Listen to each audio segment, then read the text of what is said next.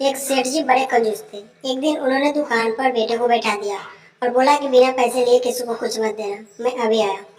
अकस्मात एक संत आए जो अलग अलग जगह से एक समय की भोजन सामग्री लेते थे। लड़के ने संत को डिब्बा खोलकर एक चम्मच नमक दे दिया। सेठ जी आए तो देखा कि डिब्बा खुला पड़ा था। सेठ जी ने कहा कि क्या बेचा? बेटा बोला, एक संत जो तालाब पर रहते हैं उनको एक चम्मच नमक दिया था।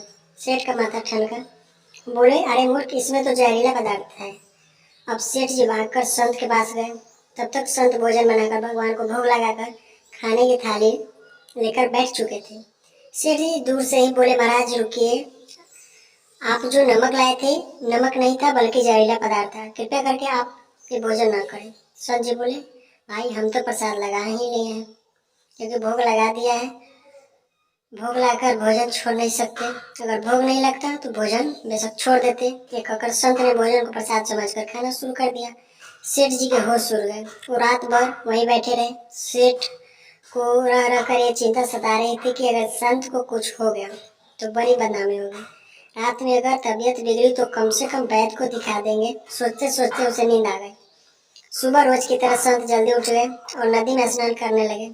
सेठ जी ने कहा, महाराज तबीयत तो ठीक है? संत बोले, भगवान की कृपा है। इसके बाद वे पूजा के लिए मंदिर चले गए। जैसे ही संत ने मंदिर के द्वार खोला तो देखा कि भगवान के श्री विग्रह के दो भाग हो गए हैं और शरीर काला पड़ गया है। ये देखते ही सेठ को सब समझ आ गया कि भक्त के अटल विश्वास को देखकर भगवान ने भोजन का जौहर के रूप में स्वयं ग्रहण कर लिया और भक्त को प्रसाद ग्रहण कराया। उसके बाद सेठ ने तुरंत घर जाकर बेटे को दुकान सौंप दी और स्वयं संत की शरण में आकर भगवान की भक्ति करने लगा।